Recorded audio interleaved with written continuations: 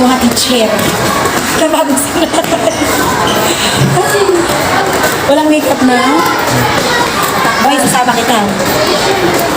Tara!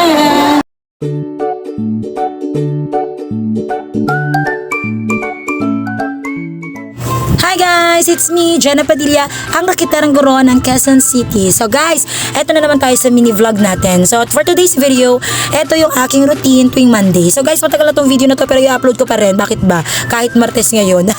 So ayun nga guys, ako ay naliligo sa tindahan. Dahil may CR naman ang aming tindahan. At after ko maligo ay, ayan na nga guys, magsasaing ako para meron namang kainin yung mga anak ko pagdating nila. So ayan na nga guys, at nagre-ready ako ng isasaing ko na kanin. At ayan na, dumating na nga ang aking anak na napaka-pogi guys. Yan yung bunso ko na lalaki. So dalawa lang ang anak ko guys, parehas na lalaki. Isang grade 6 at isang grade 2. So ayan na guys, medyo ay puro gamit na pala itong mga posporo na ito guys. At nilalagay pa rin nila dun sa lagayan. Kaya pasaway talaga pag puro lalaki kasama mo sa bahay. Ay yes, sa tindahan pala ito guys. So ayan na nga, at nagsasaing ako. At habang nagsasaing ako, habang inaantay ko, at syempre kailangan natin tumulong sa ating hobby dahil wala kaming tindera guys. At ako muna ang tindera ninyo for today's video. So ayan na nga, inaayos ko dahil wala naman tayo mag-video sa atin. Dahil ayan, pinatong ko lang yung sa istante guys. At ipapakita ko sa inyo kung ano ba or paano ba ako magtinda guys. Talent ko yan guys eh. Talent ko lahat. Basta public servant. So ayan na nga guys, nagtitinda ako dyan. Tindera ako for today's video habang nagsasaing. At ayan na, nagsusuklian natin yung mga bata. Alam nyo ba guys, dito tip ko lang sa inyo kapag kayo ay isang tindera, dapat mahabang inyong pasensya. Kumain kayo ng pasensya. Alam niyo yung tinapay na pasensya, kainin niyo yun, damihan niyo. Kasi sa tindahan na meron kami ay dapat marami kang pasensya na dala-dala, guys. Kasi lahat ng paninda mo tatanungin nila kung magkano ang presyo. Ayan na. So alam niyo guys, alam niyo naman, teacher tayo, kaya mahaba pasensya natin dyan. At gamit na gamit ko yung pagiging teacher ko dahil sa sobrang haba ng pasensya natin. Piso-piso, ang tubo mo, pero okay na dahil ang piso, hindi naman bubuo ang 1,000. Walang piso, guys. So, diba? Ayan, napakadinhin ko dyan guys pero mamaya bubongga tayo dyan kasi paano pa lang yan guys, warm up pa lang yan.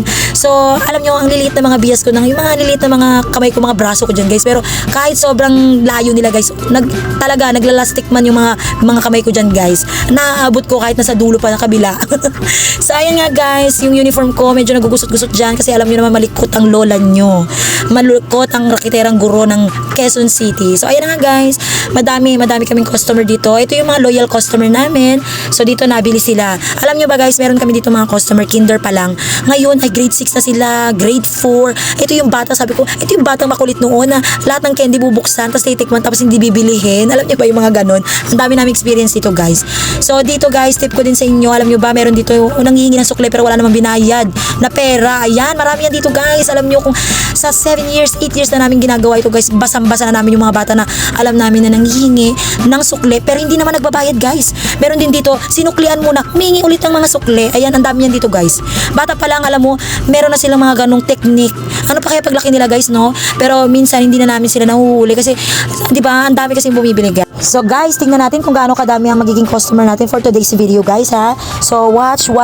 Tingnan niyo kung paano namin sila ini-entertain lahat sila guys. Okay, let's go guys and watch until the end of my vlog. Hanggang sa pagpasok ko sa school guys. Tara guys!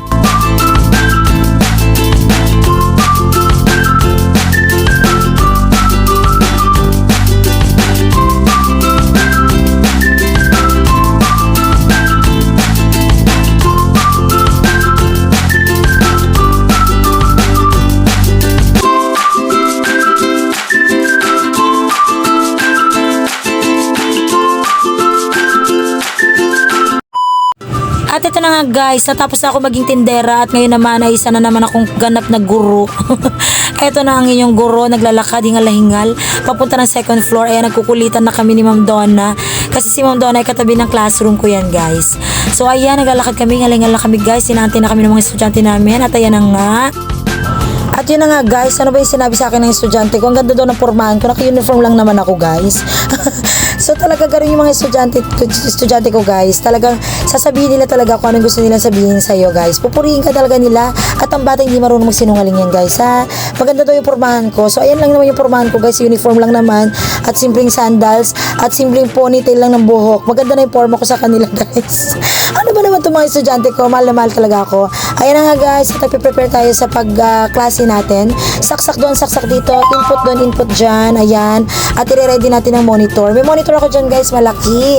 Ayan, monitor ng laptop. At thank you nga dito sa school namin at may free wifi kami, guys. At yun na nga, guys, thank you so much for watching to my mini vlog. So ito na nga, nagpe-prepare na ako dahil magtuturo ako dahil alam nyo naman ang first subject ko ay math. So konting preparation sa mga bata at papiprayin natin sila. So ayan na nga, guys, thank you so much for watching, guys. See you on my next mini vlog and please subscribe on my YouTube channel. Bye!